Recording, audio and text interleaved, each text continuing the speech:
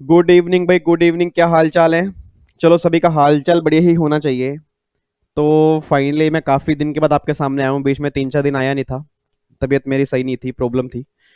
तो एक बार फिर मैं आप सभी के सामने हाजिर हो चुका हूँ जी। आज हमारी कस्टम की क्लास नंबर 8 मुझे यहाँ पे आज आपको रिकॉर्ड करके देने जा रहा हूँ। क्लास नंबर 9 हमारी कब आएगी और प्रैक्टिकल क्वेश्चन के सेशन कब आएंगे, और जो बच्चे अगर एग्जीक्यूटिव पे बैठे हैं, वैसे वो क्लास उनकी है नहीं ये वाली, क्योंकि मैंने कहा था एग्जीक्यूटिव के लिए ओनली 7 क्लास हैं, उनको बस 7 क्लास देखनी है। उसके बाद एमसीक्यूज वाले सेशन जो होंगे वो देखने हैं। बट अगर गलती से कोई बच्चा बैठा है, ये कहते हैं मुझे तो नॉलेज देनी है, मैं तो बैठूंगा ही बैठूंगा, तो उनकी जानकारी के लिए बता दूं कि उनके एमसीक्यूज वाली सीरीज कब आएगी। वो भी मैंने कल अपने इंस्टाग्राम चैनल के ऊपर डाल दिया था। और जो मेरा यूट्यूब पे कम्युनिटी फोल्डर होता है उसके ऊपर कंप्लीट मैंने पोस्टर बना के डाल दिया था कि प्रोफेशनल वाले बच्चों के प्रैक्टिकल सेशंस कब आएंगे, क्लास नंबर 9 कब आएगी, और एग्जीक्यूटिव वाले बच्चों के एमसीक्यू सेशन कब आएंगे। कंप्लीट मैंने यहाँ पे पोस्ट कर दिया था। उम्मीद करूंगा आप सबने देख लिया होगा। नहीं देखा तो मेरे इंस्टाग्राम चैनल पे देख लेना, यूट्यूब के कम्युनिटी फोल्डर पे देख लेना। मैंने कंप्लीट डिटेल डाली है कि अक्टूबर के एंड तक हमें कस्टम पूरा कैसे कंप्लीट करना है। और वैसे भी सिर्फ अब सर 8 दिन बचे हैं। उस 8 दिन में भी लगा लो ऑलमोस्ट आपकी अब डेली क्लास आएगी। ऑलमोस्ट डेली क्लास आएगी जिसमें एमसीक्यूज मुझे कराने हैं, एग्जीक्यूटिव वाले बच्चों के प्रैक्टिकल क्वेश्चन मुझे कराने हैं, प्रोफेशनल वाले बच्चों के, और क्लास नंबर 9 मुझे डालनी है। अच्छा, कई प्रोफेशनल वाले बच्चों का ना बार बार मुझे मैसेज ये आ रहा था कि सर अब जो 2 क्लास हमारी बैलेंस आपने कहा है एडिशनल हैं, उसमें आप कराओगे क्या? क्योंकि जितने आपके इंपॉर्टेंट चैप्टर थे वो आपने सारे समझा दिए, तो हमें सिर्फ अब प्रैक्टिकल क्वेश्चंस की प्रैक्टिस करवा दो, हमारा उससे ही कस्टम हो जाएगा, क्योंकि हमारे एग्जाम में 10 नंबर का है। मैंने उन्हें मैसेज भी किया था कि सीएस प्रोफेशनल अगर ओल्ड सिलेबस का है तो उनके एग्जाम में 25 से 30 नंबर में कस्टम आता है। न्यू सिलेबस वाले बच्चे इतनी टेंशन मत लें, क्योंकि न्यू सिलेबस के ऑलमोस्ट 2 ही क्वेश्चन बनते हैं। एक तो बनेगा वैल्यूएशन जो हमने कर लिया, उसके प्रैक्टिकल क्वेश्चन हमें करने हैं। और दूसरा क्वेश्चन जो उनका बनेगा ना, वो बनेगा या तो बैगेज के चैप्टर में से, या बनेगा ड्यूटी ड्रॉबैक में चैप्टर में से। इट मीन उन दोनों में से क्वेश्चन बनेगा। अब बाकी जितने भी टॉपिक कस्टम में आपके मॉड्यूल में दिए हैं वो सारे प्रोविजन बेस हैं, थ्योरी बेस है। आपको मॉड्यूल सारा नहीं पढ़ना, मैंने पहले भी कहा था। कुछ बेसिक बेसिक बातें मॉड्यूल से पढ़नी है। तो मॉड्यूल से कितना पढ़ना है कितना नहीं पढ़ना न्यू सिलेबस वालों को बता दूंगा। ओल्ड सिलेबस वाले बच्चों के लिए ये वाली 2 क्लासें मोस्ट इंपोर्टेंट हैं, न्यू वाले बच्चों के लिए भी इंपॉर्टेंट हैं। बट जस्ट एक बार रिवीजन करनी है, ज्यादा टेंशन नहीं लेनी कि भैया हमारे एग्जाम में मतलब अगर मुश्किल क्वेश्चन बन गया, ये बन गया, वो बन गया, ऐसा कुछ भी नहीं होगा सर। क्योंकि फिक्स है 10 नंबर का कस्टम आना है, और एक क्वेश्चन कंफर्म है कि वैल्यूएशन बनेगा। तो दूसरा क्वेश्चन कहां से बनेगा बस हमें वो देखना है। ठीक है। तो आज की क्लास में कुछ आपके छोटे मोटे टॉपिक हैं वो आज हम कंप्लीट करेंगे, और क्लास नंबर 9 में फिर हम कंप्लीट करेंगे। एक कस्टम में अपील का चैप्टर होता है, एक कस्टम में एडवांस रूलिंग वाला चैप्टर होता है, एक कस्टम में सेटलमेंट कमीशन वाला चैप्टर होता है, एक कस्टम में रिफंड वाला चैप्टर होता है। तो जो भी आपके कस्टम में छोटे मोटे चैप्टर्स होंगे ना, उसको हम क्लास नंबर 9 में पूरा कंप्लीट करके हम पैकअप कर देंगे। इधर देखो ध्यान से, अब मैं क्लास नंबर 8 स्टार्ट करने जा रहा हूं जी। सबसे पहला जो हम पॉइंट करने जा रहे हैं ना, आपकी यहाँ पे 2 मोस्ट इंपोर्टेंट जजमेंट्स हैं वो मैं करवाने जा रहा हूं, जो एग्जीक्यूटिव में नहीं है बट आपके एग्जाम में है। और ये जजमेंट्स मैं क्यों कराने जा रहा हूं, क्योंकि आप सब जानते हो आपके कस्टम में आपके कई बार ना सुप्रीम कोर्ट की जजमेंट्स बन जाती हैं। और अगर क्वेश्चन केस स्टडी बेस बनेगा तो सबसे इंपॉर्टेंट केस स्टडी जो बनती है ना, वो इन दोनों में से बनती है। सबसे पहले जजमेंट करवाने जा रहा हूं, दैट इज अपार प्राइवेट लिमिटेड। इस जजमेंट का नाम क्या है? अपार प्राइवेट लिमिटेड। एक बार रीड करना क्या लिखी हुई है। ये जजमेंट ये बात कहती है, importation commences when goods cross TWI and taxable event when goods reach to custom barrier bill of entry for home consumption is filed. इसका मतलब क्या है? आपके एग्जाम में ना कई बार क्वेश्चन ये बन चुका है कि एक वेसल ने 12 नॉटिकल माइल्स क्रॉस किया। अब जैसे ही 12 नॉटिकल माइल्स क्रॉस किया ना, तो कस्टम ऑफिसर ने उसको बोला जी इंपोर्ट हो चुका है, अब हमें कस्टम ड्यूटी दो। अब वो पर्सन ये बात कहना चाह रहा है, सर अगर मैंने 12 नॉटिकल माइल्स के अंदर क्रॉस मतलब 12 नॉटिकल माइल्स के अंदर मैं आया हूं, तो अभी मेरा इंपोर्ट तो हो गया, कस्टम ड्यूटी लेवी तो है, बट पेमेंट जो मैं करूंगा पेमेंट बाद में करूंगा। अब डिपार्टमेंट ये बात कह रही है, लॉ ये बात कहता है कि जहां इंपोर्ट ड्यूटी लेवी होगी वहीं पर कलेक्शन किया जाएगा, क्योंकि इंपोर्ट ड्यूटी लगती है इंपोर्ट पे। और जैसे ही तुम्हारा वेसल 12 नॉटिकल माइल्स के अंदर आया तो इंपोर्ट हो चुका है, और जहां वो इंपोर्ट हो चुका है उस केस में तुम्हें इंपोर्ट ड्यूटी देनी पड़ेगी। तो इन दोनों में से किसकी कंटेंशन सही है? तो सुप्रीम कोर्ट की बहुत फेमस जजमेंट है अपार प्राइवेट लिमिटेड की, वो ये बात कहना चाहता है कि अगर किसी वेसल ने 12 नॉटिकल माइल्स का एरिया क्रॉस कर दिया तो वहां पे इंपोर्ट ड्यूटी लेवी तो हो चुकी है, बट जब वो बिल ऑफ एंट्री फाइल करेगा होम कंजम्पशन के लिए, मतलब जब वो सामान कस्टम बैरियर को क्रॉस करेगा ना, उस टाइम इंपोर्ट ड्यूटी देनी पड़ेगी, उससे पहले नहीं देनी। तो यहाँ पे सुप्रीम कोर्ट ने बिल्कुल कंफर्म कर रखा है जी, इंपोर्ट ड्यूटी लगना एक अलग चीज है, कलेक्शन एक अलग चीज है। और ये छोटी सी बात है, ऑलमोस्ट सारे बच्चों को पता होगी। फिर दोबारा मैंने क्यों बताई, क्योंकि अगर एग्जाम में केस स्टडी बनेगी तो जजमेंट का नाम आपको लिख के आना पड़ेगा। जजमेंट दोबारा बोल रहा हूँ, जजमेंट हमारी कौन सी है, अपार प्राइवेट लिमिटेड। तो देखो एक बार दोबारा बोलो क्या लिखा है, importation commence when goods cross TWI and taxable event when goods reach to custom barrier bill of entry for home consumption is filed। तो लेवी होना एक अलग चीज है, कलेक्शन होना एक अलग चीज है। पहली जजमेंट ये बात कहती है। सेकंड जजमेंट निकल के आ रही है, Rajendra dyeing and printing mills limited. Rajendra dyeing and printing mills limited second judgement है एक्सपोर्ट वाले केस में। देखो ये क्या लिखा हुआ है, export occurs only when goods cross the territorial water of India. इसका मतलब क्या है, आपको मैंने पहले भी कहा था सर, अगर आपने स्टार्टिंग वाली क्लास सुनी होगी, इंपोर्ट का मतलब क्या था कि अगर कोई सामान बाहर से इंडिया में आएगा उसको इंपोर्ट बोलते हैं, इंडिया से बाहर जाएगा वो एक्सपोर्ट वाले दायरे में कवर होता है।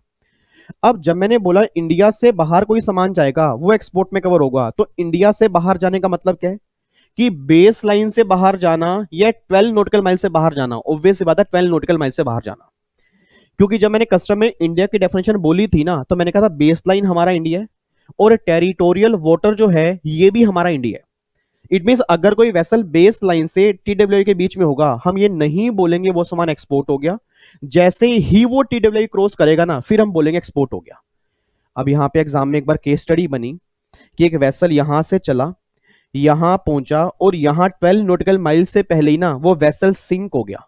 सिंक का मतलब क्या है, वेसल डूबने लग गया।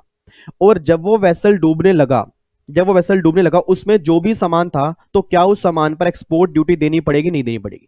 एक बच्चा कह रहा है सर बिल्कुल देनी पड़ेगी, क्योंकि जब वो सामान यहां से लोड हुआ होगा, तो लोडिंग के बाद जब वो वेसल चला होगा तो एक्सपोर्ट तो हो गया ना। ये जजमेंट कहती है नहीं, जजमेंट ये बात कहती है कि भैया वेसल सिंक हो गया 12 नॉटिकल माइल से पहले, और 12 नॉटिकल माइल्स के पहले ही अगर वो सिंक हो गया, इट मींस वो भी इंडिया के अंदर है। और अगर वो इंडिया के अंदर है, उस केस में कोई भी इंपोर्ट एक्सपोर्ट ड्यूटीज को पे नहीं करनी, इसको हम एक्सपोर्ट में कवर ही नहीं करेंगे। एक्सपोर्ट में वही कवर होगा जो territorial water of India cross कर देगा।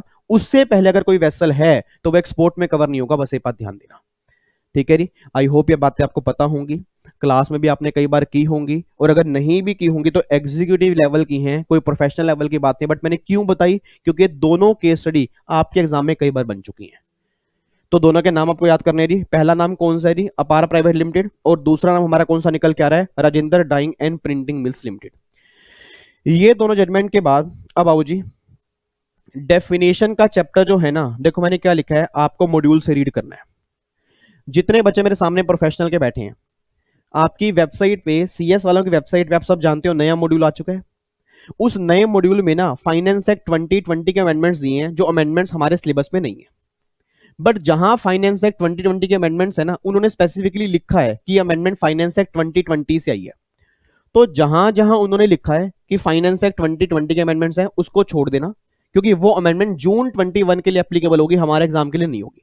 बट बाकी जो भी लो है वो हमारे एग्जाम के लिए एप्लीकेबल है। तो ये आपका मॉड्यूल है जी, यहां पर मैं मॉड्यूल खोल देता हूं। अब यहां पे ना आपकी ये सारी की सारी डेफिनेशन है, आपको मैं दिखा देता हूं जी। ये लो, ये डेफिनेशन है, ये सारी डेफिनेशन आपने मॉड्यूल से पढ़नी है। रीजन बीइंग, क्योंकि सीएस प्रोफेशनल के ओल्ड सिलेबस में खास तौर पे डेफिनेशन बहुत आती है। मैं न्यू सिलेबस की बात नहीं कर रहा, अगर न्यू में कस्टम 20 नंबर का होता तो मोस्ट इंपोर्टेंट बन जाती। बट हाँ, न्यू वाले हो चाहे ओल्ड वाले, पढ़नी सबने है, क्योंकि मॉड्यूल सबका ही है, ठीक है जी। तो डेफिनेशन सारी पढ़नी है, 1 से लेके टोटल मिला के आपकी 19 डेफिनेशन है, तो टाइम ज्यादा नहीं लगेगा। ऑलमोस्ट डेफिनेशन हमने पहले पढ़ी हुई है, सिर्फ एक बार रीडिंग जरूर लेनी है कि अगर एग्जाम में छोटे छोटे क्वेश्चन बन गए, मान लो 2-2 नंबर के बन गए, तो डेफिनेशन बेस पूछ लेंगे, डेफिनेशन आपके सामने है, ठीक है जी। एक बार रीड जरूर कर लेना। उसके बाद देखो जी, सम एडिशनल सेक्शन हैं जो इंपोर्ट एक्सपोर्ट प्रोसीजर के, जो हमने एग्जीक्यूटिव वाले सेशन में नहीं किए थे, क्योंकि उनके सिलेबस में नहीं थे। अब याद करो, जब इंपोर्ट एक्सपोर्ट प्रोसीजर की बात की थी ना, तो वहां पे हमने इंपोर्ट प्रोसीजर तो किए थे, एक्सपोर्ट प्रोसीजर नहीं किए थे। और मेरी पूरी फैमिली को अगर ध्यान आ रहा हो, जिन बच्चों ने 7 क्लास देखी है, इंपोर्ट प्रोसीजर के अंदर मैंने क्या कहा था, आना है तो कस्टम पोर्ट पे आना है, आने से पहले इंपोर्ट मैनिफेस्ट या अराइवल मैनिफेस्ट या इंपोर्ट रिपोर्ट फाइल करनी है, फिर उसके बाद एंट्री परमिशन मिलेगी, फिर उसकी अनलोडिंग होगी, वही सामान अनलोड होगा जो उसके अंदर होगा, और सुपरविजन में अनलोडिंग होगी। ये सारी बातें हमने की थी। फिर मैंने कहा था कि जब वो सामान इंडियन पोर्ट पे आ जाएगा ना, जब वो सामान इंडियन कस्टम पोर्ट पे आ जाएगा, उसके बाद फिर उसकी क्लियरेंस कैसी होगी, वो सारे प्रोसीजर हमने समझ लिए थे उन 7 क्लास के अंदर। अब एक सेक्शन 45 था जो हमने वहां पे कंप्लीट नहीं किया था। सेक्शन 45 की हेडिंग पढ़ना क्या जी, restriction on custody and removal of goods. It means government ये बात कहते हैं कि अगर कोई भी इंपोर्टेड गुड्स है ना, कोई भी इंपोर्टेड गुड्स है, उस सामान को क्लियर करवाने के लिए तुम्हें पहले परमिशन लेनी पड़ती है। ये बात तो क्लियर है।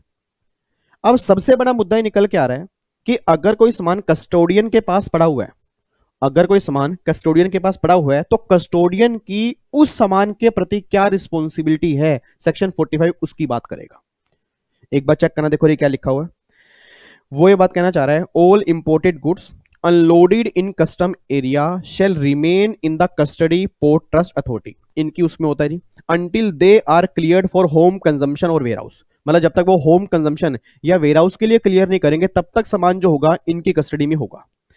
The person having custody of any imported goods in the custom area, जिसकी कस्टडी में वो सामान होगा, उसको shall keep a record of such goods, send a copy thereof to proper officer और in such manner as may prescribe. उस custodian को उसके सारे अकाउंट्स मेंटेन करने पड़ेंगे और प्रॉपर ऑफिसर को उसके अकाउंट्स भेजने पड़ेंगे। भाई इस पर्सन का इतना सामान यहां पे हमारे पास आ चुका है। Shall not permit such goods to be remove from custom area without permission of officer. आपको मैंने पहले भी कहा था जी, जब भी सामान वहां से क्लियर किया जाएगा, चाहे वो होम कंजम्पशन के लिए हो, चाहे वो वेयर हाउस के लिए हो, विदाउट परमिशन नहीं होगा। याद आ रहा है, इमेजिन करो जब मेरी क्लास नंबर 4 या 5 थी, जिसके अंदर मैंने कहा था कि बिल ऑफ एंट्री फाइल करेगा, bill of entry custom officer verify करेगा, फिर वो ड्यूटी दे के आएगा, ड्यूटी दे के वापिस आएगा, पीओ सेटिस्फेक्शन होगा, और अगर पीओ सेटिस्फाइड होगा फिर पीओ कस्टोडियन को बोलेगा, ऑर्डर पास करेगा क्लियरेंस की, भैया अब तुम सामान क्लियर करवा दो। इट मींस जिसकी कस्टडी में सामान है, बिना कस्टम ऑफिसर की परमिशन के वो सामान रिमूव नहीं कर सकता। ये बात कहां लिखी है, सेक्शन 45 के अंदर लिखी है। तो सेक्शन 45 आपके एग्जाम के लिए इंपॉर्टेंट सेक्शन है, जो ओल्ड सिलेबस वाले बच्चे हैं। न्यू के लिए इतना इंपॉर्टेंट नहीं है, बट ओल्ड वाले बच्चे ध्यान दें। तो ओल्ड वालों के एग्जाम में कई बार क्वेश्चन बन चुका है कि भैया कस्टोडियन की क्या क्या एक्टिविटी होती हैं, क्या क्या रिस्पॉन्सिबिलिटी होती हैं उस सामान के लिए जो उसकी कस्टडी के अंदर पड़ा है, दैट इज सेक्शन नंबर 45। तो रिस्पॉन्सिबिलिटी क्या है, उसको बुक्स ऑफ अकाउंट्स मेंटेन करने हैं, ठीक है, उसको प्रॉपर ऑफिसर को बताना है, और वो सामान रिमूव नहीं करेगा जब तक कस्टम ऑफिसर की परमिशन नहीं मिलेगी। ये बात ध्यान देना। तो ये हमारा सेक्शन नंबर 45 है। उसके बाद ना एक बच्चा मुझे ये बात कहता सर मेरे मन में ना एक डाउट आ रहा है। मैंने कहा क्या? कहता सर आपने बोला भाई कस्टोडियन यहाँ पे डंडा लेके खड़ा होता है। मैं कहा जी बिल्कुल सही बात है। कहता उसकी कस्टडी में मान लो कोई सामान पड़ा है और वहां से कोई सामान की ना छोटी मोटी चोरी हो जाए।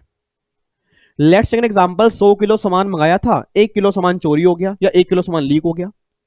अब अगर वो 1 किलो सामान चोरी हो गया या 1 किलो सामान लीक हो गया, तो उस केस में जो 100 किलो सामान पर इंपोर्टर ड्यूटी पे करेगा या इंपोर्टर 99 केजी पर करेगा?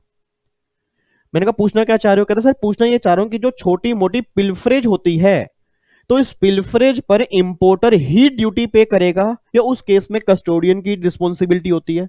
तो सेक्शन 13 ये बात कहता है कि पिल्फरेज वाले केस में जो इंपोर्टर होगा वो ड्यूटी देने के लायबल नहीं होगा, कस्टोडियन होगा। तो देखो यहां पे अगला section number 13 most important section है। ओल्ड सिलेबस वाले बच्चे खास तौर पे देखें, बट हाँ न्यू सिलेबस के मॉड्यूल में तो दिए हैं, मॉड्यूल में तो सब कुछ दिया है, बट न्यू सिलेबस में चांसेस थोड़े कम हैं, बट एक बार फिर भी आपने देखने हैं जी।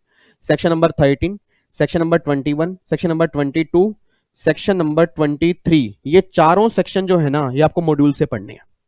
सर मॉड्यूल कहां से लाएं? सर हमारे पास पुराना मॉड्यूल है, आपके इंस्टीट्यूट की वेबसाइट पे नया मॉड्यूल है, इसको डाउनलोड कर लो आप। पेज नंबर लिखे हैं, पेज नंबर 607 पर सेक्शन 13 है, 608 पर सेक्शन 21 है, 608 पर ही सेक्शन 22 है, और 609 पर आपका सेक्शन 23 है। तो ये चारों सेक्शन मॉड्यूल से पढ़ने हैं। जो जो बोलूंगा मॉड्यूल से पढ़ना है, बस वही वही मॉड्यूल से पढ़ना, उसके अलावा कुछ मत पढ़ना सर, ठीक है। ओल्ड सिलेबस वाले बच्चों को पढ़ना हो पढ़ सकते हैं, न्यू वाले बच्चे पढ़ेंगे, दिक्कत मुझे नहीं है सर, दिक्कत प्रॉब्लम आपको ये आएगी, इतना सारा कस्टम पढ़ने के बाद ना एग्जाम में आपको ये लगेगा यार क्वेश्चन तो वैल्यूएशन और डीबी के और बैगेज का है। तो मैं आज ही आपको ओपन नहीं बता रहा हूं सर, वैल्यूएशन अच्छे से करना, ड्यूटी ड्रॉबैक अच्छे से करना, बैगेज अच्छे से करना, और थोड़ा बहुत अगर क्वेश्चन बनेगा भी तो डेफिनेशन या इंपोर्ट एक्सपोर्ट प्रोसीजर का बनेगा बस, तो मॉड्यूल से कौन कौन सी बातें पढ़नी है आपको मैं यहाँ पे बता रहा हूँ। देखो जी, अब यहाँ पे आपका मॉड्यूल खोल देता हूँ। ये हमारा है section number 13 ji.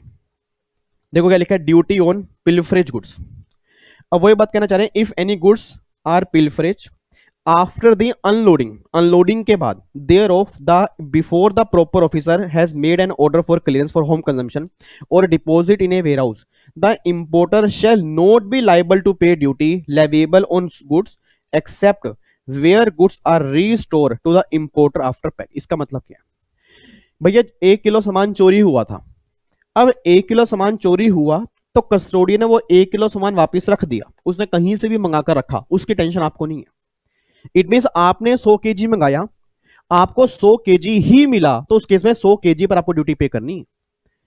It mean आप ये नहीं बोलोगे जी 2 किलो तो चोरी हो गया था तो मैं 98 केजी पर पे करूंगा, तो गवर्नमेंट क्या बोलेगी, जो 2 किलो उसने वापस डाल दिया उस पर फिर। भाई सिंपल सी बात है, हाँ अगर तुम्हें मिला ही 98 केजी है फिर तो तुम 98 केजी पर पे करो। बट अगर वो सामान ऑलरेडी रीस्टोर हो चुका है, मतलब दोबारा से उसके अंदर ऐड हो चुका है, तो तुम्हें पूरी वैल्यू पर ड्यूटी पे करनी है, बस ये बात ध्यान दो। तो पिलफरेज का मतलब सिंपल सी बात ये समझ लो, पिलफरेज मींस होता है छोटी मोटी चोरी। दोबारा बोलो, बड़ी चोरी नहीं। बच्चा कहता है बड़ी चोरी हो गई सर, बहुत बड़ी चोरी हो गई सर, बहुत ज्यादा बड़ी चोरी हो गई सर, गुड्स लॉस्ट हो गया, स्टोलन हो गया, उस केस में क्या होगा, उस केस में फिर सेक्शन नंबर 13 एप्लीकेबल नहीं होगा। एक सेक्शन नंबर 23 है, यहां पे देखो जी, रेमिशन ऑफ ड्यूटी, उस केस में लगेगा। देखो क्या लिखा है यहां पे, आपको मैं पढ़ा दूं। देखो क्या लिखा है, without prejudice to the provision of section 13, section 13 को नुकसान पहुंचाए बिना, उस केस में सेक्शन 23 आपका लगेगा, दैट इज रेमिशन ऑफ ड्यूटी। रेमिशन का मतलब यह है कि अगर आप ड्यूटी पे कर चुके हो, आपने बिल ऑफ एंट्री पास कर दी थी, उसके बाद गुड स्टोरी हो गया, तो उस केस में हम आपकी ड्यूटी जो करेंगे ना, वो ड्यूटी जो आपने पे की होगी उसको हम रेमिट कर देंगे। ठीक है, वो सेक्शन 23 है। और सेक्शन 13 में लिखा हुआ है कि आपने ड्यूटी पे नहीं की, आपने ड्यूटी पे ही नहीं की, तो अगर आपने पे ही नहीं की और गुड्स पिलफरेज हो गया, छोटी मोटी चोरी हो गई, तो उस केस में उस सामान पर आपको ड्यूटी ही पे नहीं करनी, रेमिशन की तो बात ही नहीं है। बच्चा कहता है सर अगर रेमिशन वाले केस में जैसे आपने बोला कि मैंने ड्यूटी पे कर दी तो फिर मुझे वापस मिल जाएगी, तो अगर मैंने कई बार ड्यूटी ही पे नहीं की, मान लो मैंने बिल ऑफ एंट्री फाइल ही नहीं की, उससे पहले मेरी चोरी हो गई और वो चोरी सेक्शन 13 में कवर नहीं है, तो क्या होगा, तो फिर आपको ड्यूटी पे नहीं करनी। सिंपल सी बात है, दोनों केस उसके अंदर है, दोनों केस उसके अंदर हैं कि अगर ड्यूटी पे कर दी तो रिफंड मिल जाएगी, अगर ड्यूटी ही पे नहीं की तो पे नहीं करनी। बट ये ध्यान देना कि वो चोरी सेक्शन 13 में ना हो, क्योंकि ऐसा नहीं है कि अगर पिलफरेज है सेक्शन 13 भी क्लेम कर लिया, सेक्शन 23 भी क्लेम कर लिया, ये पॉसिबल नहीं।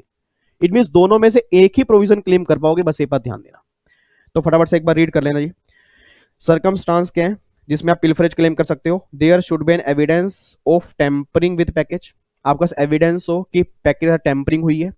There should be blank space for the missing article in the package, एक ब्लैंक स्पेस हो कि हाँ भाई यहां से कुछ उठाया गया, और the missing article should be unit article, unit article हो, कोई पार्ट ना हो, मतलब एक यूनिट हो, 2 यूनिट हो, 3 यूनिट हो, अगर ऐसा है उस केस में आप पिलफरेज क्लेम कर सकते हो। ठीक है, अब वही सारी बातें आगे लिखी हैं जी। अब यहाँ पे देखो क्या लिखा हुआ है कि section 13 would not apply if it can be shown the pilferage took place prior to the unloading of goods. Obvious ही बात है, ऑब्वियस ही बात है कि भैया अगर गुड्स अनलोड नहीं हुआ भी, उससे पहले ही अगर कोई दिक्कत है तो उस केस में सेक्शन 13 एप्लीकेबल नहीं होगा। सेक्शन 13 लगता ही तब है जब गुड्स आपका अनलोड हो चुका है पोर्ट पे, उस टाइम पोर्ट पे ही कोई छोटी मोटी चोरी हुई, उस केस में सेक्शन 13 आपके ऊपर लग जाएगा। ठीक है, तो ये सारी बातें आपके ऊपर लिखी हैं सेक्शन 13 की, तो एग्जाम में क्वेश्चन बन सकता है, ये बात ध्यान देना। उसके बाद फिर एक सेक्शन 21 है, सेक्शन 21 है provide duty on goods derelict wreck etcetera. इसका मतलब क्या है सर, कई बार क्या होता है, डेरिलिट का मतलब देखो क्या होता है, they refer to any cargo vessel etcetera abandoned in the sea with no hope of recovery. इसका मतलब क्या है, कई बार आपने देखा है एक वेसल शिप जो होता है, एक पीछे बोट को बांध के लेके आता है, बोट को खींच के लेके आता है। जैसे कई बार आपने सड़कों के ऊपर भी देखा होगा, एक बाइक वाला जा रहा है या एक गाड़ी वाला जा रहा है, पीछे एक्टिवा को खींच के लेके जा रहा है क्योंकि उसकी एक्टिवा खराब हो गई। अब अगर पीछे एक्टिवा को खींच के लेके जा रहा है, एक्टिवा खराब हो गई, तो उस एक्टिवा में जो भी सामान है उसको सामान तो मानेंगे ही ना, तो गवर्नमेंट कह रही है उस केस में भैया तुम्हारे पास ड्यूटी लग सकती है। फिर दूसरा है जेटसम। ठीक है, जेटसम का मतलब क्या होता है, the refer goods jettison from the vessel to save the sinking. कई बार सिंकिंग, कई बार वेसल ना डूब जाए, वेसल ना डूब जाए, उसको डूबने से बचाने के लिए कई सामान हम नीचे गिर देते हैं। आपने कई बार देखा होगा सामान नीचे गिरता ताकि वेसल डूब ना जाए। अब जो सामान नीचे गिर दिया और वो सामान आ रहा है, तो क्या उस पर इंपोर्ट ड्यूटी पे नहीं करनी? बिल्कुल पे करनी है। आपके मलबा होता है, अब सोच के बोला क्रेन आई, नीचे से मलबा निकाला, उसमें कोई सामान निकल के आ गया, तो क्या ड्यूटी पे नहीं करनी? बिल्कुल पे करनी है।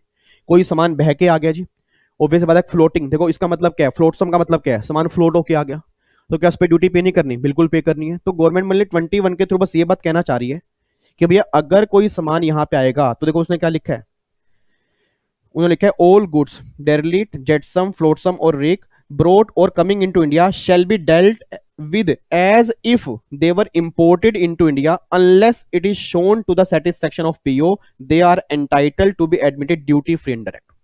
मतलब अगर वो ड्यूटी फ्री है फिर तो छोड़ दो, बट अगर वो ड्यूटी फ्री गुड्स नहीं है ना, तो भैया आपको ड्यूटी पे करनी पड़ेगी। आप ये नहीं बोलोगे जी बह के आ गए जी, ये तो हमने सामान इसलिए गिरा था ताकि हमारा वेसल ना डूब जाए जी, ऐसा ये तो मलबा निकला जी, गवर्नमेंट कहती नहीं। भैया सिंपल सी बात है, कोई भी सामान बाहर से इंडिया में आ गया ना, वो इंपोर्ट ड्यूटी के लायबल होगा, वो इंपोर्ट बन जाएगा। हाँ अगर वो ड्यूटी फ्री है उस केस में एग्जाम्पशन दे सकते हैं, बट अगर वो ड्यूटी फ्री नहीं है उस केस में कोई भी एग्जाम्पशन नहीं मिलेगी। सर क्या ये सेक्शन हमारे एग्जाम के लिए इंपॉर्टेंट है क्या? नहीं, रेयरली बनते हैं सर, रेयरली बनते हैं। बट आपके इंस्टीट्यूट की बहुत बड़ी प्रॉब्लम है, उसने इतना कस्टम उठा के डाल दिया, इतना कस्टम उठा के डाल दिया। हाँ ओल्ड सिलेबस के लिए बात समझ में आती है, बट मुझे न्यू के लिए समझ में नहीं आती। बट सर भला है बुरा है जैसा भी है, मेरा पति मेरा देवता है, उसने जो डाला है, एक बार हमें पता हो उसने डाला क्या है, एक बार हमें आइडिया हो, ये बात अलग है कि हाँ हमें पूरा याद चाहे ना हो, बट अगर एग्जाम में क्वेश्चन बने तो हमारे माइंड में क्लिक हो कि हमने ऐसा कुछ पढ़ा है। ठीक है। उसके बाद देखो फिर यहाँ पे एक सेक्शन नंबर 22 है, सेक्शन नंबर 22 है abatement of duty on damage और डेटोरेटेड गुड्स। इसका मतलब क्या? अब अगर कोई गुड्स डैमेज हो गया या डिटेरियोरेट हो गया, तो उस केस में आपको ड्यूटी कैसे पे करनी है? सर मान लो मैंने बाहर से गाड़ी मंगाई, बहुत ध्यान सुनना, मैंने बाहर से गाड़ी मंगाई 10 लाख की, उस 10 लाख पर 1 लाख की मेरी ड्यूटी बनती है। मैंने बाहर से गाड़ी मंगाई 10 लाख की, उस 10 लाख पर मेरी 1 लाख रुपए की ड्यूटी बनती है। अब बहुत ध्यान सुनना, अब अगर 10 लाख रुपए की गाड़ी है, 1 लाख की ड्यूटी बनती है, और गाड़ी जब अनलोड होनी हुई, वो गाड़ी मान लो ठुक गई, मतलब उस पर चोट लग गई, उस पर दबाव आ गया, उसकी वजह से गाड़ी की वैल्यू 1 लाख कम हो गई, अब गाड़ी की वैल्यू 9 लाख है। अब अगर गाड़ी की वैल्यू 9 लाख है, तो 1 लाख का जो गुड्स मेरा डैमेज हुआ, तो क्या मुझे अब ड्यूटी 10 लाख पर पे करनी पड़ेगी या 9 लाख पर पे करनी पड़ेगी? 9 लाख पर। तो अगर 10 लाख पर 1 लाख की ड्यूटी है, तो 9 लाख पर कितनी ड्यूटी आएगी? यही तो निकालोगे ना। बोलो हाँ। बच्चा सो गया, बच्चा कह रहा है सर ये छोटी छोटी बातें तो हम खुद भी पढ़ सकते हैं। तो हम ना फिर नेक्स्ट क्लास अटेंड कर लेंगे जिसमें आप कराओगे अपील वाला चैप्टर, वो थोड़ा हमें मुश्किल लगता है, वो आपकी मर्जी है। मेरी कमिटमेंट पूरी फैमिली से है, मेरी रिस्पॉन्सिबिलिटी पूरी फैमिली के लिए है, चाहे एक बच्चा भी इस टाइम बैठा है ना, वो भी देख रहा है, मेरे लिए बहुत बड़ी बात है। तो कभी ये मत सोचना कि सर ये बातें हम कर लेंगे, अच्छी बात है, बल्कि मैं तो चाहता हूं कि आपकी सेल्फ स्टडी मजबूत हो। बट जो बच्चे नहीं कर सकते, जिनको मेरे समझाने समझ में आता है, उनके लिए रिस्पॉन्सिबिलिटी तो मेरी है ना। तो जो बच्चे जा रहे हैं वो ये सुन के जाएं कि एक बार जरूर पढ़ लेना खुद ही, चाहे पढ़ना है तो, नहीं तो स्पीड फास्ट करके बाद में सुन लेना, बट पढ़ना जरूर। अगली क्लास आप अटेंड करना चाहते हो अपील सेटलमेंट कमीशन रिफंड वाली, कोई दिक्कत नहीं है, क्लास नंबर 9 कब आएगी मैंने आपको बता दिया। ठीक है, तो जो बच्चे जा रहे हैं उनके लिए इंफॉर्मेशन है, इधर सुनना ध्यान से। अब 10 लाख पर अगर 1 लाख की ड्यूटी है, तो 9 लाख पर कितनी ड्यूटी आएगी? वही तो मैं निकालूंगा ना, सेक्शन 22 वही कह रहा है। तो सेक्शन 20 तो आपको दिखाऊं, देखो सेक्शन 22 में क्या है, ड्यूटी बिफोर डैमेज कितनी थी? 1 लाख। वैल्यू आफ्टर डैमेज कितनी हो गई? 9 लाख। और वैल्यू बिफोर डैमेज कितनी थी? 10 लाख। तो ये अगर 10 लाख पर 1 लाख की ड्यूटी है, तो 9 लाख पर कितनी आएगी? 90,000 की ना, तो वो मुझे ड्यूटी पे करनी पड़ेगी। सेक्शन 22 बस इसका है। तो सेक्शन 22 यही बात कहता है कि हम ड्यूटी में तुम्हें अबेटमेंट दे देंगे, बट सारी नहीं, जितना गुड्स डैमेज है और जो डिटेरियोरेट हो चुका है, उतनी वैल्यू पर हम तुम्हें ड्यूटी अबेट कर देंगे। तो वही बात यहां पे लिखी है जी। एग्जाम्पल देख लो, if the value of goods 1 lakh, 1 lakh की वैल्यू है, and after damage the value 20,000। After damage, damage के बाद वैल्यू सिर्फ 20,000 की रह गई है, तो अब 1 लाख पर ड्यूटी पे करोगे या 20,000 पर पे करोगे? ऑब्वियसली बात है 20,000 पर पे करूंगा। देखो, then duty payable is on 1 lakh should be appropriately reduce to 20%। मतलब 20% पर आपको ड्यूटी लेके आनी है, क्योंकि 80% वैल्यू आपकी डैमेज हो चुकी है। तो ये बात कहां लिखी है, सेक्शन 22। ठीक है, उसके बाद देख लो जी सेक्शन 23 रेमिशन। वो कहता है section 23 provide on duty remission of imported goods that have been lost और destroyed before issuing clearance for home consumption. कि होम कंजम्पशन से पहले अगर कोई गुड्स डिस्ट्रॉय हो गया, लॉस्ट हो गया, स्टोलन हो गया और वो सेक्शन 13 में कवर नहीं है, उस केस में आपको ड्यूटी रेमिटेंस मिल जाएगी। देखो ये क्या लिखा है, where it is shown that satisfaction of assistant commissioner or custom or deputy commissioner of custom that any imported goods have been lost or destroyed at any time before the clearance for home consumption, the assistant commissioner or deputy commissioner shall remit the duty on such goods। आपकी duty वो क्या कर देंगे, remit कर देंगे। ठीक है, बच्चा कह रहा है यही बात तो सेक्शन 13 के अंदर थी, बिल्कुल थी, बट सेक्शन 13 जो था वो छोटी मोटी चोरी पर एप्लीकेबल था। सेक्शन 14 जो था, सेक्शन 23 जो बड़ी चोरी पर एप्लीकेबल है। सेक्शन 13 कस्टम पोर्ट पे लगता था, सेक्शन 23 जो है ये पोर्ट पे भी लगेगा और वेयरहाउस के अंदर अगर कोई सामान पड़ा है उस पे भी लग जाएगा। बच्चा कहता है सर मैंने ना एक बार पेपर देखे थे पुराने एग्जाम के, उसमें ना हमारा 5 नंबर में क्वेश्चन बना था ओल्ड सिलेबस के अंदर कि what is the difference between pilferage और रेमिशन। मतलब सेक्शन 13 और 23 में क्या डिफरेंस है, वो डिफरेंस बता दो सर। तो क्या आप हमें डिफरेंस बता सकते हो? ये लो, ये देखो ये डिफरेंस है, देखो मैंने लिखा भी है इंपॉर्टेंट क्वेश्चन। ये क्वेश्चन इंपॉर्टेंट है जी। मीनिंग पहले देख लो, pilfer means to steal specially in small quantities, मैंने आपको बता दिया छोटी मोटी क्वांटिटीज। वर्ड्स लॉस्ट और destroyed refer to total loss of goods. Shall not be liable to pay duty, duty if already paid it will be remitted, मैंने आपको बता ही दिया। If goods are restore after pilferage liable to pay duty, restoration is not possible, इसमें restoration possible ही नहीं है क्योंकि वहां छोटी मोटी चोरी होती है, या तो टोटल लॉस हो गया ना। Not apply to this section, warehousing पर अप्लाई नहीं होता बट ये अप्लाई होता है। उसमें does not lie on importer as it's come during examination of officer, इसमें आपको प्रूव करना पड़ेगा। और after unloading but before order of clearance, इसमें before clearance for home consumption, इसमें होम कंजम्पशन की क्लियरेंस से पहले होता है और इसमें before clearance for home consumption. It means अगर वेयर हाउस के अंदर सामान पड़ा है उस केस में ये आपका एप्लीकेबल नहीं होगा। तो ये आपके एग्जाम में क्वेश्चन बन सकता है 3 नंबर या 5 नंबर के अंदर, ओल्ड सिलेबस के अंदर, न्यू के अंदर चांसेस कम है। क्लियर है? पक्का पक्का, कोई दिक्कत तो नहीं है, इसको रीड कर सकते हो। तो बातें मॉड्यूल से रीड करनी है, मैं ऑलरेडी यहाँ पे टिक मार्क कर रहा हूं, आपने मॉड्यूल से पढ़नी है जी। अब एक बच्चा कहता सर हमने ना एक मूवी देखी थी बदमाश कंपनी। मैंने कहा बदमाश कंपनी, ये कौन मूवी आपने देख ली? सर आपने तो हमें बताया था कि अगर कस्टम समझना है तो बदमाश कंपनी मूवी देख लो। मैंने कहा ओ माय गॉड, उसमें आपने क्या देखा था? अच्छा सर हमने उसमें ये देखा था कि बदमाश कंपनी मूवी के अंदर वो राइट लेफ्ट पैर का शूज होता है ना, तो वो क्या करते हैं, राइट पैर का शूज कहीं और भिड़वा देते हैं, लेफ्ट पैर का शूज कहीं और भिड़वा देते हैं और बाद में वहां जाके बोल देते हैं कस्टम ऑफिसर को कि ये शूज हमारा नहीं है। मतलब वो अपना राइट जो उसके ओनरशिप का है ना वो रिलिंक्विश कर देते हैं, और रिलिंक्विशमेंट का मतलब होता है अपना राइट छोड़ देना। तो अगर क्या हम प्रैक्टिकली ऐसा कर सकते हैं? बिल्कुल कर सकते हैं। गवर्नमेंट ये बात कहती है कि अगर तुम्हें लगता है कि सामान तुमसे बिलोंग नहीं करता तो तुम अपना राइट रिलिंक्विश भी कर सकते हो। सर फिर कस्टम वाले क्या करेंगे, उसको ऑक्शन में लगाएंगे। उसको याद करो बदमाश कंपनी मूवी में यही तो हुआ था, जब उन्होंने राइट अपना रिलिंक्विश किया था फिर उन्होंने लगाया था ऑक्शन, और ऑक्शन में वही लोग फेस बदल बदल के वो सामान लेके गए थे।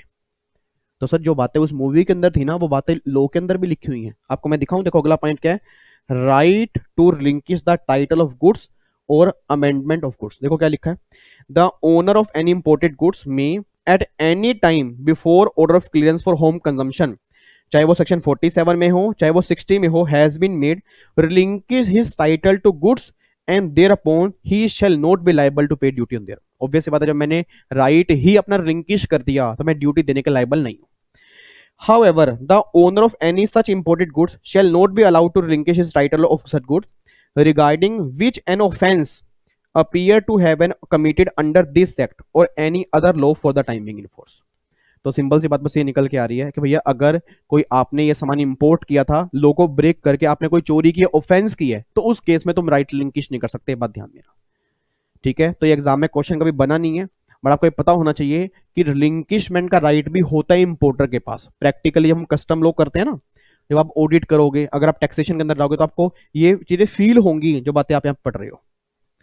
ठीक है जी, तो ये हमारा रिलिंक्विशमेंट वाला पार्ट है। अब वापिस आ जाओ, अब देखो ये सेक्शन 13 में क्रक्स क्या निकल के आ रहा है, crux duties payable by custodian on such quantity, custodian duty पे करेगा इस पे। और सेक्शन 22 में वो क्या हो गया, वही पहले टोटल ड्यूटी, फिर डैमेज के बाद कितना है, डैमेज से पहले कितना था, जो ड्यूटी आपकी निकल के आएगी वो ड्यूटी आप पे करोगे। तो 13, 21, 22, 23 ये चारों सेक्शन मोस्ट इंपॉर्टेंट हैं मेनली ओल्ड सिलेबस के लिए, बट न्यू वाले भी एक बार रीड जरूर करेंगे। उसके बाद आप आ जाओ एक्सपोर्ट प्रोसीजर। सर क्या ये हमारे एग्जाम के अंदर बन सकता है, बिल्कुल बन सकता है जी।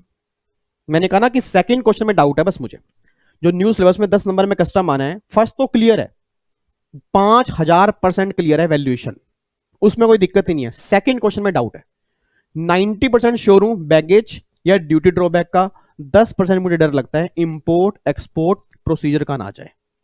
अब अगर एग्जाम में क्वेश्चन बन गया what is the meaning of export और डिफाइन द एक्सपोर्ट प्रोसीजर, कि एक्सपोर्ट का मतलब क्या वो बता दो और एक्सपोर्ट प्रोसीजर को डिफाइन करो कि वो कैसे होता है। अब बच्चा ये बात कहता है सर इंपोर्ट प्रोसीजर के बारे में तो सुना था कि आपने कहा था भाई पहले बिल ऑफ एंट्री फाइल करनी है, bill of entry home consumption के लिए होगी, वेयर हाउस के लिए होगी, येलो कलर की होगी, व्हाइट कलर की होगी, ग्रीन कलर की होगी, फिर वो ड्यूटी दे के आनी है, वेयर हाउस चार्जेस दे के आनी है, फिर वो सामान क्लियर होगा, वो सारी बातें तो आपने बता दी। और फिर आपने कहा था इंपोर्ट के लिए आना है, कस्टम पोर्ट पैन है 29, 30, 31, 32, 33, 34, 35, वो सारे सेक्शन हमने कर लिए थे। बट अगर कोई सामान मुझे इंडिया से एक्सपोर्ट करना है तो उस केस में फिर क्या होगा, आपके सामने लो लिखा हुआ है, यहां पे इंडिया की बेसलाइन है और ये मान लो आपका एक्सपोर्टर है। अब गवर्नमेंट ये बात कहती है एक्सपोर्टर जो है ना वहां पे फाइल करते थे बिल ऑफ एंट्री, वहां पे क्या नाम था, बिल ऑफ एंट्री, यहां पे उसको बोलते हैं शिपिंग बिल, यहां पे क्या बोलते हैं, शिपिंग बिल या बिल ऑफ एक्सपोर्ट। तो गवर्नमेंट ये बात कहती है एक्सपोर्टर, मान लो मुझे सामान इंडिया से बाहर भेजना है, तो गवर्नमेंट ये बात कहती है विवेक कि तुझे यहाँ पे शिपिंग बिल फाइल करना पड़ेगा, और व्हीकल वाले केस में उसको बोलते हैं बिल ऑफ एक्सपोर्ट। तो अगर व्हीकल से कोई सामान बाहर जा रहा है तो मैं बिल ऑफ एक्सपोर्ट की बात करूंगा, अगर वेसल या एयरक्राफ्ट के थ्रू जा रहा है तो मैं शिपिंग बिल की बात करूंगा। ठीक है जी। अच्छा ये फाइल कब करते हैं, filed after an entry outward. Entry outward का मतलब क्या होता है कि एंट्री आउटवर्ड मींस कि भैया इसको यहां से बाहर लेके जाने की परमिशन मिल गई है। तो देखो ये सबसे पहले सेक्शन 50 में आपने शिपिंग बिल फाइल किया, बिल ऑफ एक्सपोर्ट फाइल किया, उसके बाद 51 में क्लियरेंस ऑर्डर पास कर देगा पीओ वेरिफिकेशन के बाद कि अब ये सामान यहां से क्लियर कर सकते हो एक्सपोर्ट के लिए। सेक्शन 39 ये बात कहता है export goods not to be loaded on vessel until entry outward granted, मतलब ये सामान तब तक इस वेसल में लोड नहीं होगा। बच्चा कहता है आपने तो अनलोडिंग की बात की थी, वो इंपोर्ट वाले केस में की थी। सर इंपोर्ट वाले केस में वेसल आके खड़ा हो गया था, वेसल से सामान मुझे उतारना था तो वहां अनलोडिंग की बात थी। यहां पे सामान बाहर जाना है तो ये सामान मुझे उस वेसल में लोड करना है, तो गवर्नमेंट ने बोला तब तक लोड नहीं होगा जब तक एंट्री आउटवर्ड की परमिशन नहीं मिलेगी। एंट्री आउट मतलब बाहर जाने की permission. Section 40 export goods not to be loaded until order duly pass by the PO, मतलब जब तक क्लियरेंस ऑर्डर पास नहीं होगा तब तक वो लोड नहीं होगा। सेक्शन 41 डिलीवरी ऑफ एक्सपोर्ट और डिपार्चर मैनिफेस्ट और एक्सपोर्ट रिपोर्ट। याद करो आने से पहले क्या फाइल करनी होती है, इंपोर्ट मैनिफेस्ट, अराइवल मैनिफेस्ट या इंपोर्ट रिपोर्ट बोलते हो। ऐसे ही जाने से पहले फाइल करनी होती है डिपार्चर मैनिफेस्ट, ये एक्सपोर्ट मैनिफेस्ट बोल दो या एक्सपोर्ट रिपोर्ट बोल दो। देखो यहाँ पे उसके बाद section 42 no conveyance to leave without order, मतलब कोई भी कन्वेंस बिना ऑर्डर के यहां से नहीं जाएगा। तो सिंपल सी बात ये निकल के आ रही है कि भैया आपको परमिशन लेनी पड़ेगी। ठीक है, परमिशन किसकी लेनी पड़ेगी, प्रॉपर ऑफिसर की, उसके बाद ही यहां से सामान एक्सपोर्ट होगा। एक बच्चा कहता है आपने तो कहा था एक्सपोर्ट ड्यूटी लगती नहीं है, यस नहीं लगती, export the goods note the taxes, but कुछ गुड्स ऐसे होते हैं जहां पे एक्सपोर्ट ड्यूटी आपको देनी पड़ती है। कुछ नेगेटिव गुड्स होते हैं ना, तो उस केस में एक्सपोर्ट ड्यूटी देनी पड़ेगी, तो यहाँ पे एक्सपोर्ट ड्यूटी आपको देनी पड़ेगी, फिर सामान बाहर जाएगा। और जहां एक्सपोर्ट ड्यूटी देनी नहीं है, जहां एक्सपोर्ट ड्यूटी देनी ही नहीं है, उस केस में फिर वहां पे आपको ड्यूटी पे नहीं करनी, फिर तो नॉर्मल कंप्लायंस फॉलो करो ये वाले एक्सपोर्ट के और सामान बाहर ले जाओ। तो आपके एग्जाम में अगर एक्सपोर्ट प्रोसीजर वाला क्वेश्चन बनेगा तो ये है आपके। ठीक है जी, आपके मॉड्यूल में सेक्शन दिए हैं, उस सेक्शन को मैंने डायग्राम फॉर्म में प्रेजेंट करने की कोशिश की है। उसके बाद देखो एक सेक्शन है 51A payment of duty interest penalty etcetera, आपको मॉड्यूल से पढ़ना है पेज नंबर 674 पे। ये सेक्शन अभी नया आया है और मुझे उम्मीद है कि आपके एग्जाम में ना इसमें से क्वेश्चन पक्का बन सकता है। बच्चा कह रहा है ये सेक्शन तो हमने पढ़ा नहीं हुआ सर, ये सेक्शन आया ही नहीं है। इवन एक सेक्शन और आया है 51B, बट वो फाइनेंस एक्ट 2020 के अंदर आया है, वो आपके एग्जाम के लिए एप्लीकेबल नहीं है। देखो जी ये है payment through electronic cash ledger and electronic duty credit ledger 51A, और ये 51B है, ये मैंने क्रॉस कर रखा है क्रेडिट लेजर वाला। क्यों?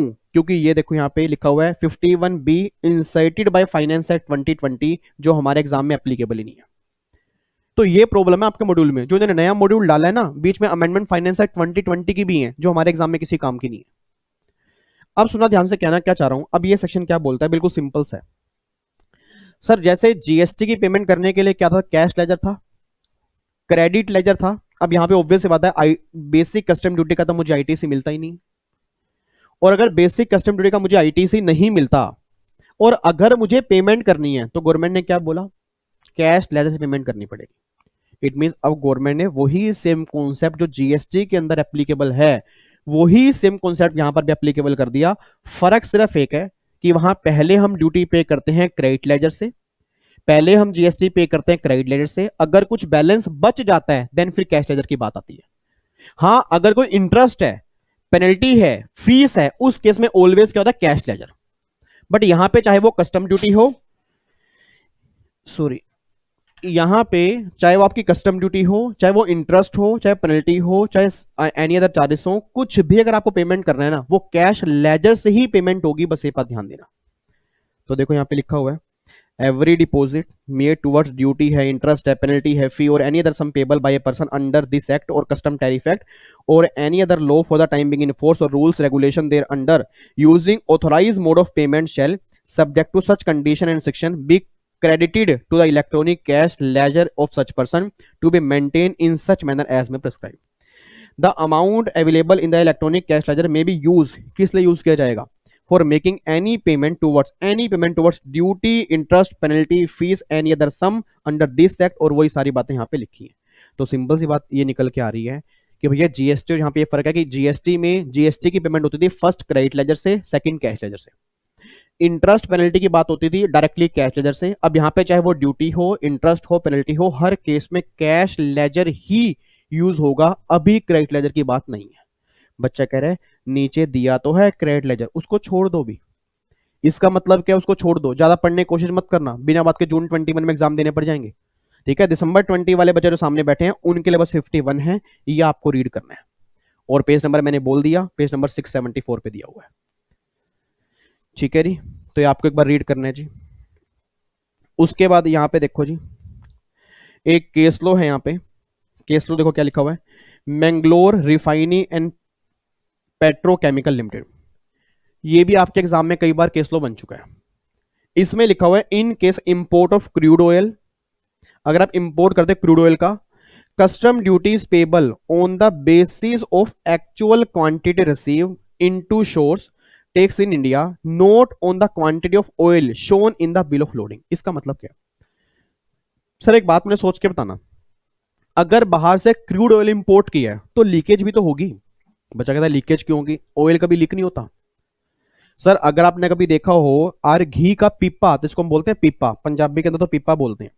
आपने कई बार देखा होगा पीपा कई बार लीक, मतलब कैसे समझाऊं मैं आपको, एक घी पहले डालडा घी आता था, तो घरों में ना कई बार मम्मी पापा जो थे वो एक 5-10 किलो का ना पूरा पीपा, टीन जिसको हम बोलते थे टीन, वो लेके आ जाते थे। तो कई बार वो साइडों से ना घी लीक हो रहा था। अब साइडों से जो लीक हो रहा है सर, मैं कह रहा हूं 50 ग्राम तो होगा, 30 ग्राम तो होगा, 20 ग्राम तो होगा, तो क्या उसकी वैल्यू नहीं है क्या? बिल्कुल वैल्यू है। और अगर मुझे पूरी वैल्यू पर ड्यूटी देनी पड़ जाए तो बड़ी दिक्कत वाली बात है ना। तो ये जजमेंट ये बात कहती है, जजमेंट बहुत फेमस है जी, आपके एग्जाम में कई बार क्वेश्चन बन चुके हैं। ये जजमेंट ये बात कहती है कि भैया अगर आपने क्रूड ऑयल इंपोर्ट किया तो उस केस में जो भी तुम कस्टम ड्यूटी पे करोगे ना, उसी वैल्यू पर पे करोगे जितनी एक्चुअल वैल्यू तुमने रिसीव की है। जो लोडिंग के टाइम पर उसमें जो वैल्यू दर्शाई गई थी उस पर तुम्हें ड्यूटी पे नहीं करनी, जितनी तुमने एक्चुअल में रिसीव की है उस पर तुम्हें ड्यूटी पे करनी है। तो आपके एग्जाम में अगर केस स्टडी बन जाए कि इतनी वैल्यू दिखाई थी, इतनी रिसीव की है, डिपार्टमेंट करे इस पर ड्यूटी पे करो, आप बोलोगे इस पर ड्यूटी पे करो, वो क्या बोलेगा कि दोनों में से किसकी कंटेंशन सही है, कौन सही है, आप उसे गाइड कर दो। तो आपको जजमेंट का नाम लिख के आना है, Mangalore refinery and petrochemical limited. ये जजमेंट है। इस जजमेंट में गवर्नमेंट मतलब कोर्ट ने साफ साफ क्लैरिफाई किया था कि जो एक्चुअल रिसीव होगा उस पर ड्यूटी पे की जाएगी, जो लोडिंग के टाइम पर बिल ऑफ लोडिंग के अंदर मेंशन होगा उस पर ड्यूटी पे की नहीं है। ठीक है जी, ये आपके पॉइंट निकल के आ रहा है। उसके बाद जी एक वेयर हाउसिंग आ गया। वेयर हाउसिंग के एडिशनल प्रोविजन हैं सेक्शन 64 से लेके 72 तक, ये भी आपको मॉड्यूल से पढ़नी है जी, पेज नंबर 680। अब यहां पे ना याद करो, जब मैंने चैप्टर आपको वेयर हाउसिंग का करवाया था, वेयर हाउसिंग वाले चैप्टर के अंदर मैंने कहा था कि कुछ प्रोविजन आपके बैलेंस बचे हैं जो हम क्लास नंबर 8 के अंदर करेंगे, और कुछ प्रोविजन मैंने समझा दिए थे, और मैंने ये भी कहा था कि मॉड्यूल में गलती है, इवन एग्जी के नहीं आपके मॉड्यूल के अंदर भी गलती है। बच्चे कह रहे हमारे के अंदर भी गलती, यस हो ही नहीं सकता, आप एक बार चेक कर लो। आपको मैं अगर दिखाऊं 680 की बात कर रहा हूं ना, ये देख लो, ये आपका पेज नंबर 680 है। यहां पे अब देखना, यहां पे ये देख लो जी, आपको मैं दिखा देता हूं। इन्होंने अगर लिखा हुआ है 100% ओरिएंटेड में, यहाँ लिखा हुआ है, अच्छा यहाँ ठीक है, यहाँ तो ठीक दिया हुआ है यहाँ पे। तो बच्चा कह रहा है वही तो हमने पढ़ा था सर थोड़े दिन पहले। हाँ, अब तो मॉड्यूल जो इन्होंने रिवाइज कर दिया ना, शुक्र है भगवान का सही कर दिया जी, नहीं तो जो पुराना मॉड्यूल था ना वहां पे आज भी वो 3 साल और 5 साल की लिमिट थी। ठीक है जी, एग्जी वाले मॉड्यूल में तो आज भी गलती है, आपने सही कर दिया। थैंक यू इंस्टीट्यूट के लिए, एक बार क्लैपिंग बनती है जी, शुक्र है इन्होंने इस चीज को किया, नहीं तो बच्चा मुझे मैसेज भेजता था कि सर आपने गलत पढ़ा दिया, क्योंकि मॉड्यूल में तो ये दिया है, तो शुक्र है भगवान का कि मॉड्यूल में सही कर दिया। तो हमने जो पहले क्लास नंबर 6 या 7 के अंदर पढ़ा था कि जो अगर 100% ईओयू है तो वहां टिल क्लियरेंस तक है, और नॉर्मल केस में 1 साल है। देखो वो यहाँ पे टाइम लिमिट दी है कि यहाँ पे तो आपका टिल क्लियरेंस है, और अगर मैं इसकी बात करूंगा तो यहाँ पे देखो 1 ईयर की एक्सपायरी है। अच्छा, अब यहाँ पे सेक्शन जो पढ़ने हैं, यहां से पढ़ने हैं कि अगर कोई सामान वेयर हाउस के अंदर पड़ा है, अगर कोई सामान वेयर हाउस के अंदर पड़ा है, उस पर ओनर की क्या क्या राइट है। याद करो मैंने कहा था बिल ऑफ एंट्री फाइल करते हैं, बिल ऑफ एंट्री किसके लिए फाइल करते हैं, वेयर हाउस के लिए। अब एक सामान वेयर हाउस के अंदर पड़ा है, तो जिसने वो सामान इंपोर्ट किया उस पड़े हुए सामान पर उसके क्या क्या राइट हैं, सेक्शन नंबर 64 उसका है। वही बात कहते हैं राइट हैं, उस गुड्स को वो इंस्पेक्ट कर सकता है, उसके साथ वो डील कर सकता है, उस गुड्स को अलग अलग कर सकता है, और वो अगर किसी को सेल करने हो उसके लिए वो गुड्स को शो कर सकता है। ये ओनर के राइट हैं किस गुड्स पर, अगर कोई सामान वेयर हाउस के अंदर पड़ा हुआ है। ठीक है जी, ये आपके एग्जाम में अगर शॉर्ट नोट्स बन गया कि ओनर के राइट बता दो वेयर हाउस गुड्स पर, तो ये 4 पॉइंट्स आपको लिख के आने हैं, बस 2 नंबर के अंदर बनेगा, 4 पॉइंट्स आपको लिख के आने हैं। उसके बाद फिर एक सेक्शन है 65। 65 सेक्शन क्या है कि एक सामान वेयर हाउस के अंदर पड़ा है, और वेयर हाउस में आप सामान लेके गए, फॉर एग्जांपल प्लास्टिक। अब प्लास्टिक से ना पेन बनाना है, एक ऑर्डर आ गया पेन का, मेरे पास जगह नहीं है उस पेन को बनाने की। प्लास्टिक से पेन बनाना मुझे आता है बट जगह नहीं है, तो क्या वेयर हाउस के अंदर मैं मैन्युफैक्चरिंग कर सकता हूं? गवर्नमेंट कहती है यस कर सकते हो। अब अगर प्लास्टिक से पेन बनाना है तो फाइनल आउटपुट क्या निकल के आ गया, पेन। मंगाया मैंने क्या था, प्लास्टिक। अच्छा, क्या प्लास्टिक से जब पेन बनेगा तो क्या बीच में वेस्ट एंड स्क्रैप निकलेगा, नहीं निकलेगा? बिल्कुल निकलेगा। क्या वेस्ट एंड स्क्रैप मार्केट के अंदर बिकता नहीं बिकता? बहुत हैवी प्राइस पर बिकता है। आपको मैंने जीएसटी के अंदर भी कहा था, याद करो, कि वेस्ट एंड स्क्रैप सर जो हम फटी हुई जींस से डालते हैं जिसको बोलते हैं रफ जींस। रफ जींस में क्या होता है सर, मैं अभी कल परसों एक मूवी चल रही थी घर में, एक पता नहीं कौन सी नई मूवी आई है, गिन्नी गिन्नी करके कोई मूवी आई है, गिन्नी है पता नहीं क्या, शनि है, गिन्नी वेट्स शनि करके कोई, शनि है पता नहीं क्या नाम है उसका, वो करके मूवी आई है।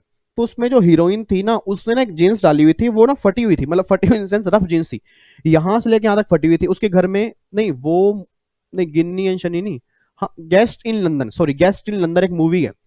गेस्ट इन लंदन के अंदर एक मूवी, पता नहीं आपने देखी नहीं देखी, उसमें जो हीरोइन थी उसने एक जीन्स डाली थी, रफ जीन्स ही।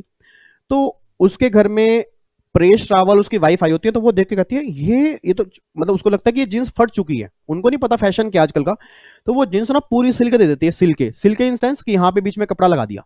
अब सोच के बोला, उसने जो बीच में कपड़ा लगाया होगा जींस के, वैसे तो वो हीरोइन हैरान होगी कि भैया आपने जींस का मेरी कर क्या दिया, ये तो फैशन था। बट उन बुजुर्ग लोगों को नहीं पता ना, ऑब्वियस बात है, उनको नहीं पता, उनको अपने जमाने का पता है भाई, हाँ भाई हाँ, ये तो बड़ी मतलब ये चीज अच्छी नहीं है, ऐसे तुम फटी फटी जींस से बाके बाहर जाओ तो। और हमें तो पता है, मान लो फैशन है, उनको नहीं पता, उन्होंने क्या रही वो जींस सिल दी। अब जब वो जींस सिली तो मैंने देखा उसके बीच में एक टुकड़ा लगाया हुआ था। अब सोच के बोला क्या वो टुकड़ा क्या है सर, वो टुकड़ा क्या है, वेस्ट एंड स्क्रैप ही तो है। आज टेलर की दुकान पर जितने छोटे छोटे टुकड़े निकलते हैं वो सारे waste and scrap readymade garments के कपड़ों में यूज होते हैं। आपको भी शर्ट देखना, ब्लैक कलर की शर्ट है, रेड कलर की पॉकेट बनी हुई है, तो ये क्या है, वेस्ट एंड स्क्रैप यूज हो गया। और ब्लैक कलर की जींस है, रेड रेड कलर के पैच लगे हैं, वेस्ट एंड स्क्रैप, तो ऐसे ही वेस्ट एंड स्क्रैप यहां पे तो निकलता होगा। अब बच्चा कहता है सर जब वेस्ट एंड स्क्रैप मार्केट के अंदर बिकेगा, जब वो होम कंजम्पशन के लिए क्लियर होगा, तो क्या ड्यूटी पे नहीं करनी, उस पर पे करनी है। तो मुद्दा ये निकल के आ रहा है कि अगर कोई मैन्युफैक्चरिंग मैंने वेयर हाउस के अंदर की है, तो मुझे ड्यूटी कैसे पे करनी है, इस टेबल को देखना ध्यान से। फाइनल प्रोडक्ट जो बना, अगर वो आपने एक्सपोर्ट कर दिया, अगर वो एक्सपोर्ट कर दिया, तो फिर तो स्क्रैप, डिस्ट्रॉयड और एक्सपोर्टेड, तो आपको कोई ड्यूटी पे नहीं करनी किसी भी। अगर आपका स्क्रैप जो था वो डिस्ट्रॉय हो गया, मतलब बेकार है, डिस्ट्रॉय हो गया, कोई ड्यूटी पे नहीं करनी।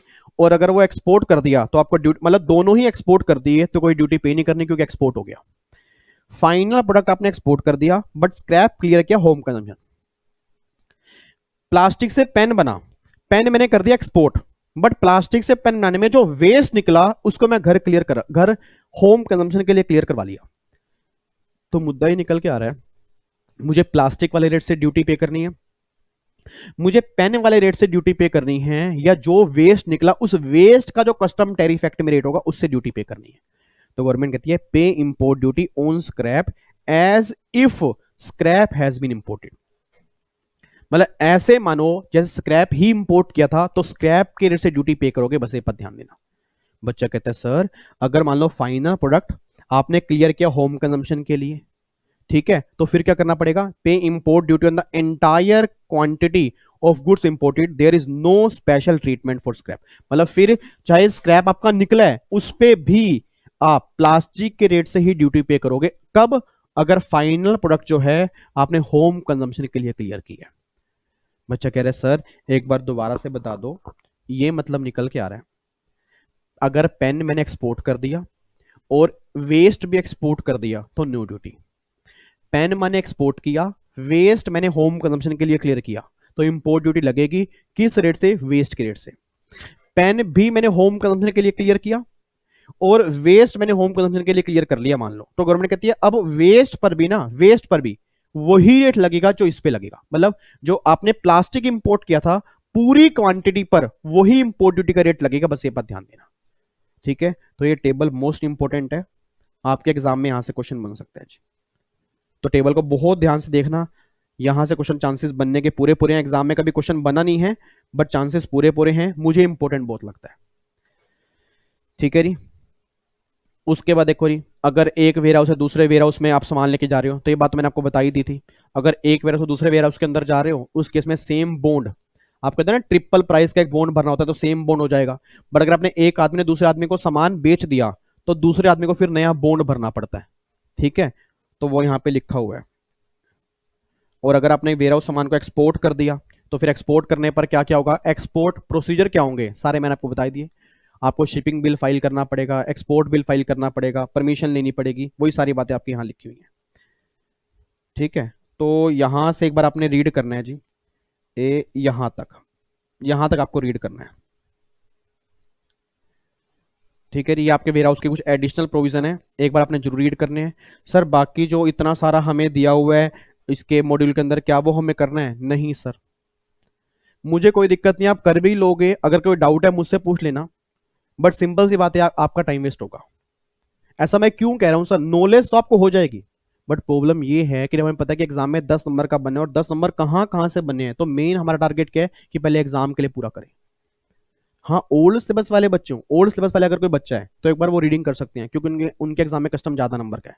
बट न्यू वालों को टेंशन ज्यादा नहीं लेनी, उनको टाइम लगाना है जीएसटी के ऊपर, उनको जीएसटी घोट घोट के पीना है, उनको उसमें 60 में 60 नंबर चाहिए, इसमें 10 में 10 आ ही जाएंगे।